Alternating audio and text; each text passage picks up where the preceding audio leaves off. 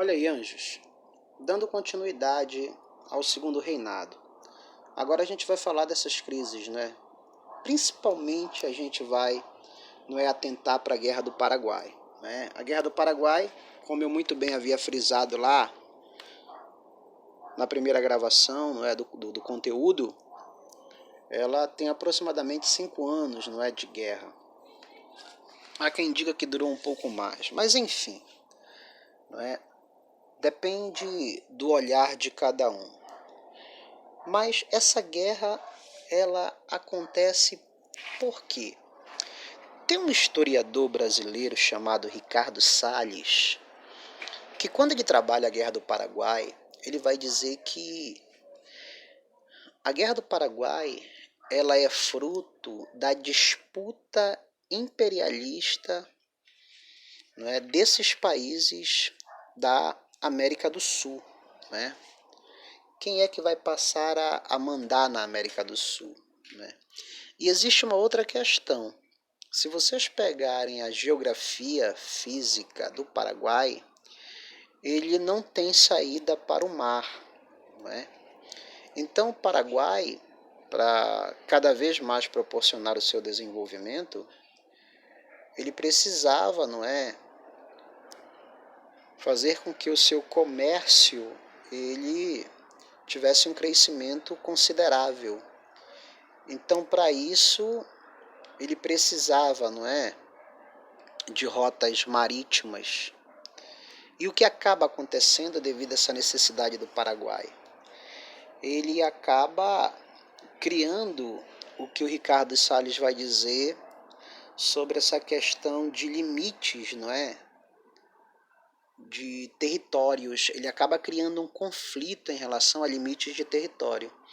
Então você tem uma guerra pela disputa imperialista dentro da América do Sul, e o Paraguai era o destaque no desenvolvimento na América do Sul, nesse contexto.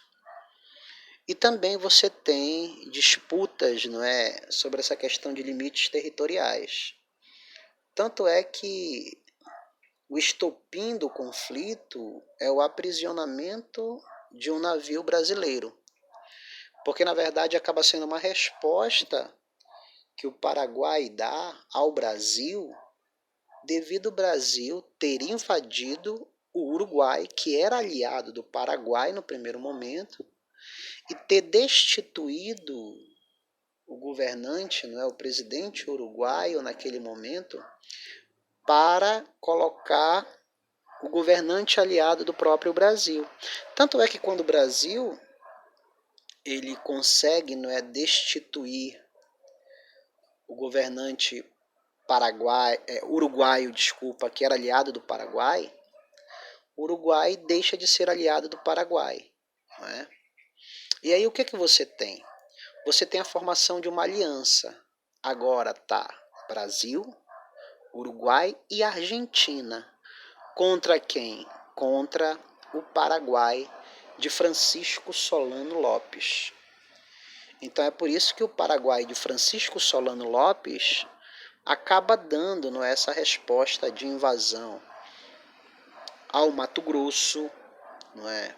No Brasil não existe Mato Grosso do Sul, não é? Ao que nós conhecemos como estado do Mato Grosso, e também no sul ali do próprio Brasil, não é? Então você tem as invasões territoriais que já nos dão indício da própria guerra, essa chamada Guerra do Paraguai ou Guerra da Tríplice Aliança. Existem números, não é, que eles são assim até assustadores, não é? São números assustadores da Guerra do Paraguai.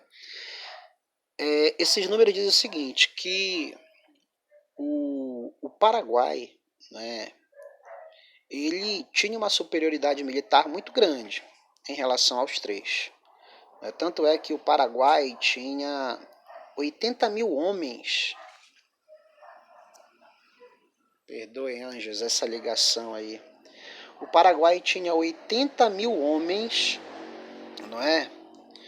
Que enfrentariam em números 30 mil homens dos três países. Quer dizer, 80 mil homens do Paraguai contra 30 mil de Brasil, Argentina e Uruguai junto.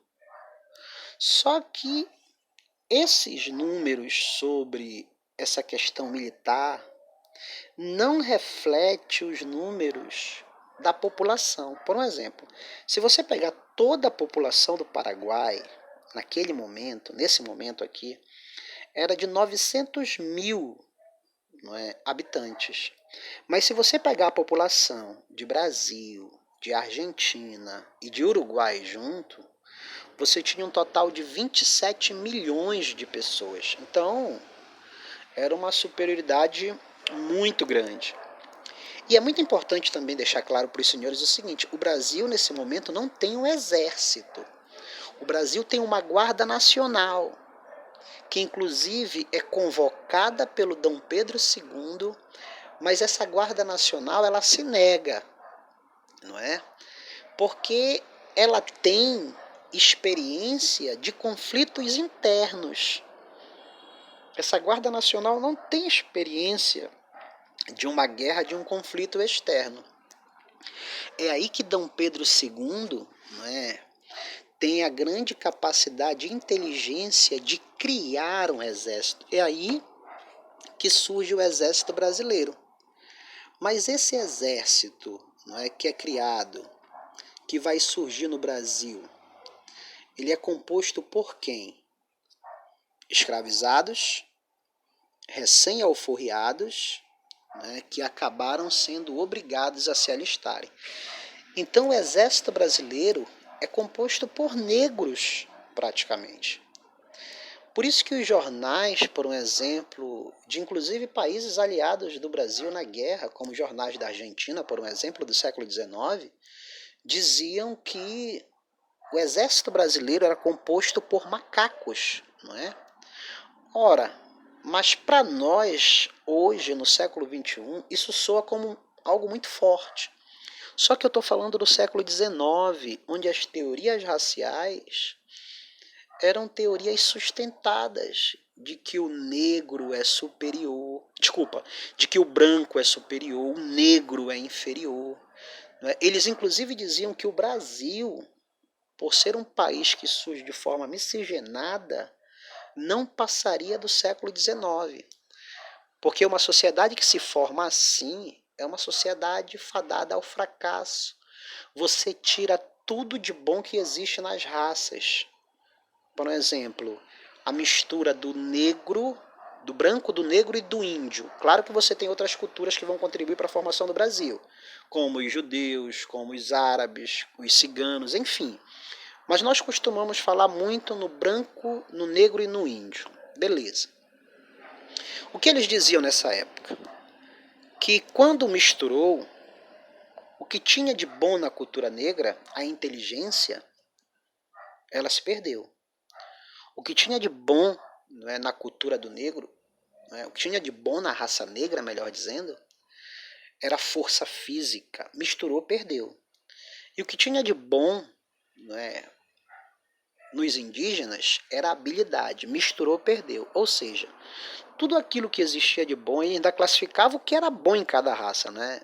É de uma marginalização muito grande, não é? É de uma inferiorização muito grande, né? Quer dizer, o branco é o inteligente, o negro é o da força e o índio é o da habilidade. Então misturou, tira tudo de bom que tem nessas raças.